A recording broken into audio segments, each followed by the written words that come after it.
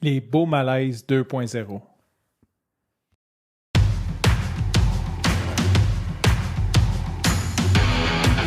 Il aime le code. Il faut que la communication soit codée, mais de façon claire et transparente. La rigidité, c'est pas pour nous. Mon nom est Francis Parent-Valquette et vous écoutez le Sandro Show. Mais le plus important, c'est qu'il est bélier. Hier soir, j'ai fait quelque chose que je fais très, très, très rarement. J'ai écouté une série, j'ai écouté la télévision depuis que je suis séparé. Je crois que la télé, je l'écoute à peu près pas. Je l'écoute avec les enfants pour l'écouter avec eux quand ils veulent écouter quelque chose. Mais moi, d'aller dans mon salon, d'écouter la télé, c'est comme jamais. Genre, sincèrement, là, je pourrais ne pas avoir de télé chez moi. Et hier, j'ai écouté Les Beaux Malaises 2.0. J'en ai profité parce que j'ai payé mon abonnement à Cube pour voir mon épisode de série de criminels, de famille de criminels, et je ne l'ai pas annulé encore. Fait que ça commence à me coûter cher, cette histoire de série-là. Je me suis dit, tant qu'à l'avoir, j'avais entendu parler que Les Beaux Malaises avaient ressorti une saison. Si tu ne connais pas Les Beaux Malaises, c'est une fiction, une comédie qui est Martin Matt. Dans le fond, c'est la vie de Martin Matt. C'est sûr que ça doit être inspiré de certains faits de sa vie, mais il y a beaucoup de fiction aussi là-dedans.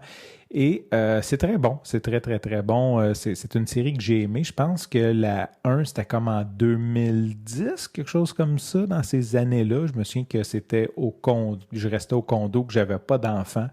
J'avais trippé, j'avais super gros trippé sur cette série-là.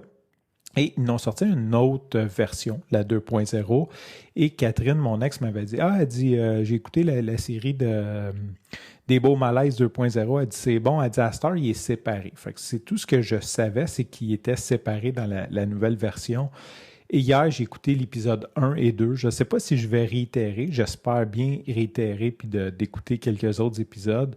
Et je dois admettre que je peux pas dire que j'ai trouvé ça drôle parce que Martin Matt est drôle, mais surtout le deuxième épisode, on voit la séparation. Je peux pas dire que j'ai trouvé ça super drôle. Par contre, j'ai trouvé ça très relatable, c'est-à-dire je me suis reconnu là-dedans. Et c'est souvent ça, hein, quand tu écoutes du contenu, quand tu peux faire un lien, une connexion, te reconnaître, c'est certain que ça crée des émotions, puis c'est des choses qu'on aime.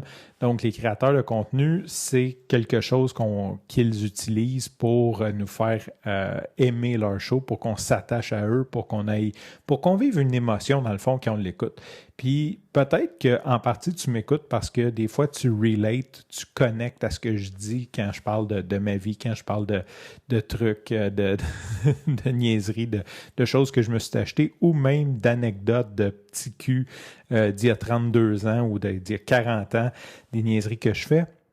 Fait que tout ça pour dire, hier, j'ai vraiment relate et tu sais, j'ai pas la prétention, je veux dire, c'est chacun son histoire, mais c'est tellement ça, une séparation. Puis surtout que je pouvais voir que Martin Matt, dans la série, il y a comme une trame qui est similaire à la mienne. C'est dans le sens qu'il s'entend bien avec son ex, c'est son ex qui a gardé à la maison, lui a déménagé, il a loué quelque chose d'autre, les enfants, comme tout le côté dating, c'est comme tout était juste trop drôle, genre tout était...